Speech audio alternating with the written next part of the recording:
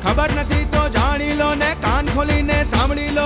ધન્ય ધરા ગુજરાતને આંગણે ગુજરાતનો હાવજ આવે છે. ધન્ય ધરા ગુજરાતને આંગણે ગુજરાતનો હાવજ આવે છે. હાવજ આવે છે, હાવજ આવે છે. પાકિસ્તાનના ગાભા કાઢે ધોળાજીએ તાર બતાવે. કર્ફ્યુ મુક્ત ગુજરાત બનાવે, દુકાળનો ઈ ડાઘ હટાવે.